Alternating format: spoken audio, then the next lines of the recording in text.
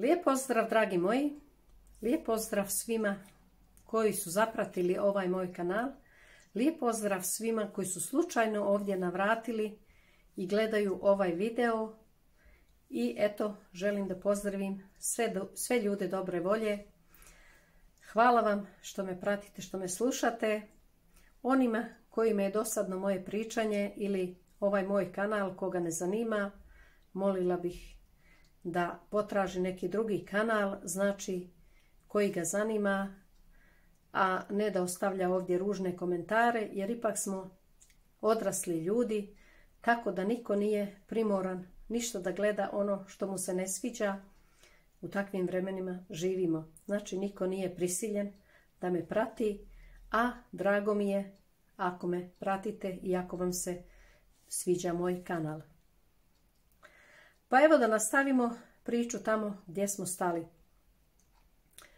Moram vam reći da kroz ovo moje pričanje o mom djetinjstvu jednostavno sam dobila tu nostalgiju za tim starim vremenima, jako teškim, i u toj sirotinji, u toj neimaštinji.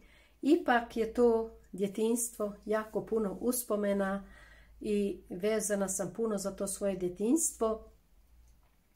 I moram vam reći, posebno recimo dobila sam nostalgiju za jednim opancima, da imam jedne opanke. I to one piroćance, jer takve smo nosili. To piroćanci, ne znam znate li kakvi su to opanci. To su oni s onim kaiščićom, imali su onu tokicu. I da, mi smo imali priliku recimo da dobijemo nove opanke jedan puta u godini i to bi bilo obično mjesec ili 2 dana, recimo prije nego počne nova školska godina.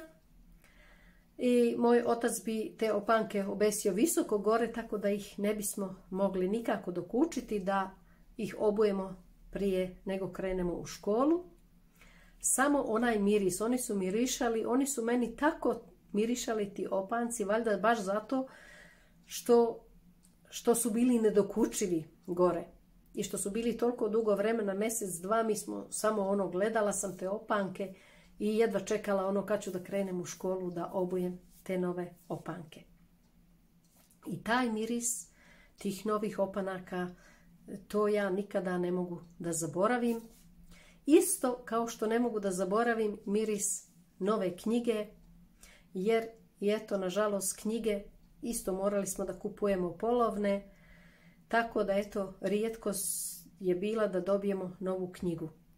To bi bilo samo u onom slučaju kad recimo ne bi knjiga iz prošle godine važila za sljedeću i tako eto, roditelji su bili primorani da nam kupe novu knjigu.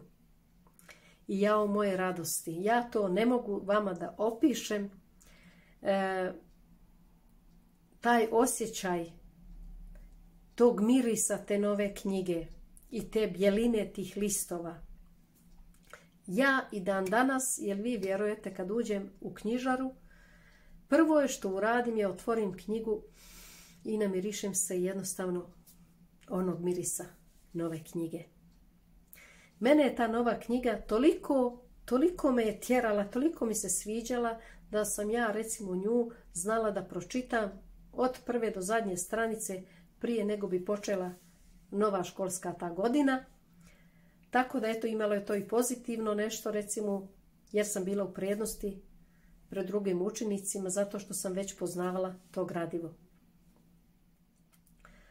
A da vam ne pričam kako me radovala jedna kocka šećera koju bi dobivali od jedne strine. Znali smo kad ona dođe kod nas u goste, ona je uvijek nosila u njedrima jednu maramicu sa šećerom, sa kockama i onda bi nama djeci tako podijelila te kocke šećera. I to su bile, nisu bile obične kocke šećera kao ove današnje, nego to je bilo kao od onog prah šećera, možda neko od vas zna, a sigurno sam da zna. Te kocke bile su četvrtaste i od tog finog šećera. Možda se i sada proizvode, ne znam. Eto vidite kako čovjeku ostanu te neke stvari, ti neki mirisi, te neke sitnice koje puno znače danas meni. To su tako sretna sjećanja. A da sam imala sve kao što danas imaju ova djeca, vjerovatno ne bih imala čega da se sjetim. I mogu vam reći da danas nisu baš neka posebna vremena. Danas djeca imaju, hvala Bogu, imaju sve, mislim to je pozitivno, nisu željna ničega, bar u većini zemalja, ali s druge strane nije dobro jer ta djeca nikada neće naučiti da se raduju sitnicama, niti će se u starosti moći recimo nečega lijepog sjetiti, jer prebrzo dobivaju nove poklone, previše novih poklona, tako da ni ne stignu da se raduju tom jednom poklonu. I zato eto mislim da je to na neki način žalosno. Danas se ima previše, prije si imalo premalo, tako da eto, nekako bi bilo najljepše neku sredinu da se pronađe, ni malo, ni puno. Pa eto, ne znam šta da vam kažem još, ne znam, možda se i kod vas događalo takve situacije, recimo kao kod mene.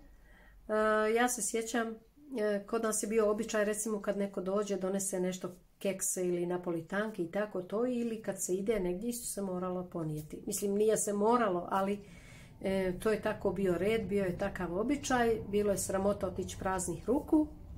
I tako kad bi nama neko donio te, recimo kekse ili napolitanke, naravno, mi to ne bismo dobili da pojedemo i to bi majka spremila u jedan sanduk, tu su stajale sve nove stvari i nas je želja vukla, naravno, ko sve što smo bili djeca, željna svega. Tako eto, kad majka i tata ne bi bili kod kuće, mi bismo onda u taj sanduk fino uzeli te stvari iz sanduka, te kekse i onda bismo neko pakovanje otvorili polako, da ga ne pocijepamo i izvadili bi tako tih keksića da pojedemo i fino ponovo vratili u sanduk. Moja majka to nikad nije primijetila, jer naravno nikad nije sumnjala u nas, niti je došla na tu ideju da bismo mi nešto takvo napravili. Tako da eto, neka mi oprosti, sigurno smo je blamirali više puta kad je negdje otišla u posjetu i nosila je te takve